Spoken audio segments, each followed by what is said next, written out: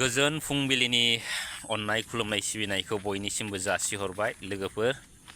दा दिनैथ' इलेक्सन बोथोर नङा होमब्ला, बे समनि उनावनो माने इलेक्सना जागायसिगोन आरो दा बे इलेक्सनाव माने जाथिनि खाथिराव आरो बिटिसि बासायनांगौनि खाथिराव बयबो रायजो राजाफ्रा नांगाल सावगारियाव माने देग्लुंलाजोबबानो जाबाय आरो अब्लानो माने मा होनो सेस आरो माने बिटिसियाबो जोंना रैखाथि जासिगोन आरो मा होनो जोंनि बर' फिसाफोरनि जेनाखि गाज्रि अबस्था बेफोर मोजां अबस्थायाव फैसिगोन आरो दा खावलायहरबाय आरो दा बेजों लोगोसे दुलाराय बर' फरायसा आफादनि फंनैसो बाथ्रा रायज्लायगोन दिपेन बर' बिथांनि फारसे।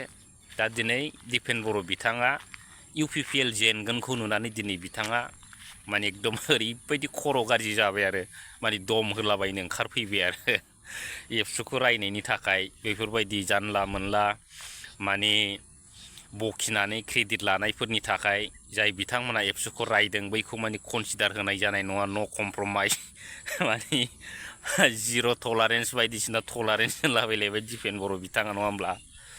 दा आसल साननो गोनां बाथ्राया बिसोर रायजोफोर नैबे सानब्रैसोनि उनाव UPPLआ जेनोब्ला माने एबसुआ बबे खनायाव थाखोमागोन दा बेखौसो सिन्था खालामग्रोनांसिगोन आरो दा जायगा नागिरखानांसिगोन एबसुआ दिपेन बर' बिथाङा आरो खिन्थु गासिबो एबसुखौनो बुङाखै दे। एबसुखौ दिनै जाय दैदेनगिरिफ्रा माने लिड खालामनानै बे एबसुखौ लरग' थरग' खालामग्रा बै दिपेन बर' बिथांमोन बायदि आरो सानै साथामसो माने गेसाव गेसाव लिडार दं, माने बैफोरखौसो बुंनाय जादों लोगोफोर। दा दिनै दिपेन बर' बिथाङा सोरखौबा दम होनायनि सिगां रायजो राजाफोर नङा होमब्ला क्लियार खोथा माने बिथाङा साननो गोनां आरो दिनै बे सारा जोंनि BTCआव 35 लाख जनसंख्या दं, नंगौना नङा?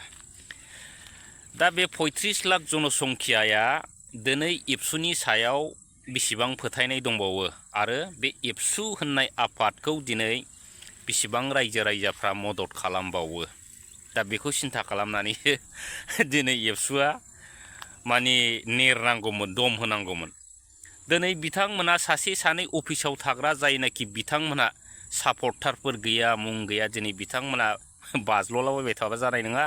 दिनै एबसु जोंनि बर'नि गोथार आफाद, बे एबसुजों दिनै रायजो राजाफ्रा टटेलि गैला रायजोफोर।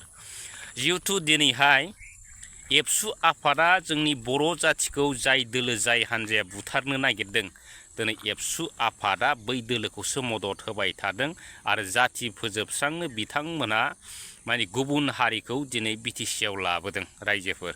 आरो बेजों लोगोसे दिनै बर'नि मोन्थाय जेनाखि रोजा रोजा बर'फ्रा थै होनानै मोननाय बेफोर दिनै माने हां खंसेनो माने सिलिंखार जानो नागिरदों। बेफोर सोरनि दैदेननायाव रायजोफोर? बे जाहैबाय दिपेन बर' बिथांनि दैदेननायाव। दिनै दिपेन बर' बिथाङा फैसाजों बायजानाय लिडार नङामोनब्ला, बर' जाथिनि जुदि असे थै दंमोनब्ला बिथाङा दिनै सिन्था खालामनो रोंनांगौमोन। बिथाङा एबसुखौ UPPLनो फानबा बे एबसुनि अबस्थाया मा जागोन, बैफोरबायदि सिन्था खालामनो रोंनांगौमोन बिथाङा फारफ्रोमबो बिथिंनिफ्राय। आरो जुदि बिथाङा जाथिनि मेन्टेलिटि दंमोनब्ला। दा जिखुनु हक रायजो राजाफोर, दिनै जोङो नुनो मोनो दुलाराय बर' फरायसा आफादनि आफादगिरि दिपेन बर' बिथां। दा बिथांखौथ' बुंनो थाङोब्ला दिनैनि दिनाव सार्थ लबियासो बुंनांगोन रायजो राजाफोर। बिथांनाव मा होनो माने हारिनि जाथिनि बिथाङा माने सेन्टिमेन्ट गैयै लिडार होननांगोन। दिनै बिथाङा जुदि सेन्टिमेन्ट गोनां लिडार मोनब्ला, दिनै एबसुनि भबिसतखौ बिथाङा सानोमोनब्ला, बर' जाथिनि भबिसतखौ बिथाङा सानोमोनब्ला, दिनै बिथाङा एबसुनि आइडिय'लजि फिल'सफिजों बिथाङा खामानि मावदोंमोनब्ला, दिनै एबसुआ मानो UPPL जानो मोनखो दिपेन बर' नोंथां? दिनै नोंथाङा एबसुनि भबिसतखौ सानदोंमोनब्ला, दिनै नोंथाङा राजनिति हान्जाजों बे एबसुखौ सरजाबनानै दिनै मानो लेथेर फेथेर गुलाय गुजाय खालामनो नागिरखो? आरो अलरेडि जाखाबाय। दा बिनिखायनो आं बुंदों दिपेन बर' बिथांमोन बायदिया नैबे एबसुआव जेसेबां दिनसिम थागोन, बे एबसुआ माब्लाबाबो मोजां जाया रायजोफोर। बेखौ सिन्था खालामनाया मोजां। आरो बे दिपेन बर'आ जुदि बे एबसुआव जुदि माने जोंनि बर' रायजो राजाफ्रा सापर्ट खालामनानै दोनथारोब्लाबो बे एबसुआ मालाबा थेर बेथेर जानानै माने हाथफ्ला जालांगोन। बेखौ सिन्था खालामना नायनाया मोजां। दा रागा जोंनानै लाब गैया। दिनैनि दिनाव दिपेन बर' बिथांमोन बायदिया सोरखौबा दम होनानै जेबो लाब गैया। जिहेथु दिनै दुलाराय बर' फरायसा आफादखौ सोर मदद खालामबावो सिन्था खालामनांगोन। दा जिखुनु रायजो राजाफोर दिनै दुलाराय बर' फरायसा आफाद जोंनि बर' माहारिनि गोथार आफाद, बे गोथार आफादाव दिनै गोसोम दागो फुननाय दैदेनगिरियानो जाहैबाय दिपेन बर' बिथां। गाज्रि मोननानै लाब गैया, सिदा सिदिसो दिपेन बर' नोंथां। नों बेसेबां गाज्रि मोनो गाज्रिमोन, लाब गैया। दिनै नोंथांखौ जोंनि बर' रायजो राजाफ्रा मोदाय बायदि फुजियो। दिनै जाय रायजो राजाफ्रा नोंथांखौ बिबार माला सोयो, दिनै बै रायजो राजाफोरखौ नोंथाङा फोथाय खेबस' खालामनो एसेबो मोदोम मावा नामा? आं बेखौसो कुइसन खालामनो लुबैदों। दिनै दिपेन बर' बिथांमोन बायदिखौ भगबाननिफ्राय देरसिन जोंनि बर' रायजो राजाफ्रा मानियोमोन। खिन्थु दिनैनि दिनाव दिपेन बर' बिथांमोन बायदिखौ बर' रायजो राजाफ्रा मानो रायनो गोनां जाखो? सिन्था खालामनांगोन रायजोफोर। आरो एबसुनि प्लेटफर्म, बै समनि एबसुनि प्लेटफर्म आरो दानि एबसुनि प्लेटफर्म, बेखौ सिन्था खालामनांगोन बबे बिथिंनि माबाजों लामाजों थांगासिनो दं। दा बिनि थाखायनो दिनै साफ्रोमबो बर' रायजो राजाफ्रा बुजिदों दिपेन बर'नि दारै बे एबसुआ थांनानै थाला होननानै दिनै साफ्रोमबो रायजो राजाफ्रा आवाज दिखोनो गोनां जादों, बुंनो गोनां जादों ससियेल मिडियानि गेजेरजों। दा दिनै बैखौ नुहुरनानै दिनै दिपेन बर'आ गावनि जेनाखि प्लेटफर्म, बे प्लेटफर्मा नस्थ' जासिगोन साननानै दिनै दिपेन बर' बिथाङा दम होदों रायजोफोर, आरो जेबो गैया। दिनै दुलाराय बर' फरायसा आफादनि दैदेनगिरिफ्रा मानो गोबां जायगायाव न' एन्ट्रि लिरजाखो बेखौ सिन्था खालामग्रोनांगोन। जुदि एबसुनि खामानि मावनाया जुदि गोथारमोनब्ला दिनै मानो गोबां जायगाफ्राव एबसुआ मोजां गाज्रि थांनानै रायज्लायनो हायाखै आरो बिथांमोना मानो न' एन्ट्रि लिरजाखो? साननो गोनां रायजोफोर। दिनै जुदि एबसु आफादा जुदि जाथिनि थाखाय मोजां खामानि मावदोंबा दिनै लोब लोबसो मदद होगौमोन। नाथाय बे समाव दिनै बिथांमोना मानो न' एन्ट्रि लिरजाखो? सिन्था खालामनांगौना रायजोफोर। दा दिनै बिथांमोना बेखौनो माने गोब्रामलाबायबाय थाबा जानाय नङा। एबसुखौ रायदों, एबसुखौ रायग्राफोरखौ खुनु कमप्रमाइस गैया, माने मा होनो जिर' टलारेन्स होननानै बिथां दिपेन बर' बिथाङा बुंदों आरो।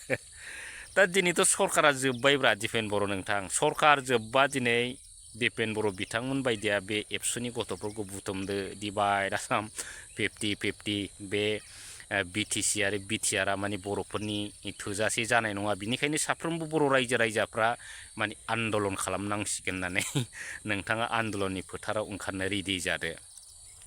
आरो आं मोनसे खोथाखौ गोसोखांदों, जेब्लानाखि BTR सुक्ति जादोंमोन, BTR सुक्ति जानायनि उनाव 2 बोसोरनि उनाव दिपेन बर' बिथाङा बुंदोंमोन, पर्बजरा थिपकाय आनसलिक अफिसाव बिथाङा बुंदोंमोन 2023नि सिगां जुदि BTR दफाफ्रा जुदि मावफुंजायाब्ला दुलाराय बर' फरायसा आफादा माने आन्दलन खालामनो बाध्यता जागोन होननानै दिपेन बर' बिथाङा रोखा रोखा ससियेल मिडियायाव बुंदोंमोन रायजोफोर।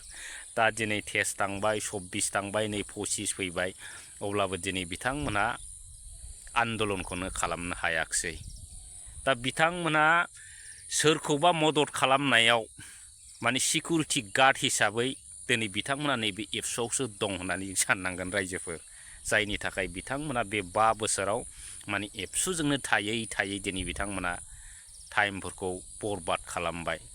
आरो दिनै BTR इमप्लिमेन्टनि बाथ्रा बुंदों दिपेन बर' बिथाङा, खिन्थु बे BTR एग्रिमेन्टआ जुदि इमप्लिमेन्ट जानांगौब्ला बे बर' जाथिनि अबस्था, बे BTCनि अबस्थाया मा जागोन? दिनै दिपेन बर' बिथाङा बै जेनाखि BTR एग्रिमेन्ट आरो BTC एग्रिमेन्टनि जेनाखि लेखाफोर, दफाफोर, बे दफाफोरखौ दिनै दिपेन बर' बिथाङा बुंनो थाङोब्ला बिथाङा खुनु माने माबा खालामाखै आरो माने फरायाखै होननांगोन आरो। दा बिनि थाखायनो दिनै दिपेन बर' बिथाङा बुजिया सोमजिया दिनै रायजो राजाफोरनि क्रेडिट लानानै दिनै बिथाङा गोबां बाथ्रा दिनै बुंबाय थानो गोनां जादों आरो सोरखौबा दम होनो बिथाङा गोहो मोनदों रायजोफोर। दा गोबां बाथ्रा सावरायबायलै रायजोफोर, ओमफ्राय बारा बुंब्ला बिथांमोना दुखु मोनो आरो। खिन्थु दुखु मोननानै मा जानो नङा होमब्ला माने दुखु मोनजानाय खामानि आरो बुंजानाय खामानिखौनो दिनै बिथांमोना मावदों। मारै मावा जानो दिनै सोरबा बबाबाबो आ होनलाबायनानै रागा जोंगोन। दिनै जेनाखि दिपेन बर' बिथांमोननि खामानि मावनायखौ आरो माने जेबो रोङाबाबो माने थाबायनो रोङाबाबो एकदम बेलेनलालाबायगोन आरो बिथांमोनखौ दुखु मोननानै ओरैबायदि अबस्था। आरो आंबो जै जोंबाय माने गाज्रिमोन मोजांमोन लागायखायो आरो। दा दिनै दिपेन बर' बिथाङा बुंबाय थायो माने एबसुआ गोथार आफाद बुंबाय थायो नङा होमब्ला। आरो एबसुआ UPPLजों जेबो सोमोन्दो गैया होननानै बिथांमोना बुंबाय थायो। माने मा होनो माने निउट्रेल आफाद होननानै दिपेन बर' बिथाङा बुङो आरो। आफादाथ' निउट्रेल आफादमोन खिन्थु दिनै दिपेन बर' बिथाङासो माने वान साइड आफाद बानायदों आरो रायजोफोर नङा होमब्ला। दा बेफोरनो साननो गोनां। दिनै नैबे UPPLनि इलेक्सननि दिनावसो दिनै एबसुफ्रा गोबां माने पकेट केम्पिं लायो। बेबो मा केम्पिं माने UPPLनो भट होनायनि केम्पिं, जाथिखौ रैखा खालामनायनि केम्पिं जाहैदों। खिन्थु जाथि बुथारनायनि केम्पिंसो रायजोफोर, बेयाव जेबो गैया आरो। दा बेफोरखौनो बुंबा दिनैनि दिनाव दिपेन बर' बिथांमोना रागा जोङो आरो दुखु मोनो।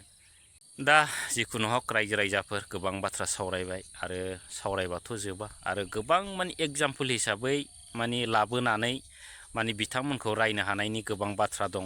ओमफ्राय आङो बे दिनैनि दिनाव रायनो सानाखै। दिनै माने जाथिखौ बासायनायनि दिनै मोनसे बिराद गोथार दिन आरो इलेक्सन बोथोर। बेनो जाहैबाय जाथिखौ बासायनायनि मोनसे चान्स रायजो राजाफोर। बे चान्सखौ जुदि जोंनि बर' रायजो राजाफ्रा जुदि खोमानानै लायोब्ला माने बे जोंनि बर' जाथिनि बिराद गिदिर अलखद आरो बर' जाथिनि एकदम सुख'नो हायै माने खैफोद होननानै जों साननांगोन आरो रायजोफोर। आरो दिनैनि दिनाव गमामायैनो जुदि UPPLआ देरहानांगौब्ला बेयाव खुनु BTC थाला आरो खुनु मा होनो ट्राइबेल बेलेन्ड ब्लक 6 सिडुल होननाय बुस्थुआ थानाय नङा। बर'नि रैखाथिनि जेनाखि थाबिस खबस होनो आरो। दा नंखायनो साफ्रोमबो बर' रायजो राजाफ्रा दिनै जाथिखौ नोजोर होनानै BTCखौ नोजोर होनानै मोनफ्रोमबो बिथिंनिफ्राय गाहाम हास्थायनानै रायजो राजा बिथांमोना नांगोलनि सावगारियाव नांगौबा बै नांगोलनि सावगारियानो जिलांदों अब्लाबो एकदम देसोगासिनो नांगोलनि सावगारियाव भट होनानै मानाव गेदेर महिलारि सारखौ देरहाहोनो थाखाय साफ्रोमबो रायजो राजा आइ आफा नोंथांमोनखौ गोसो गोरबोनिफ्राय खुलुमबाय। रायजोफोर थेंक इउ।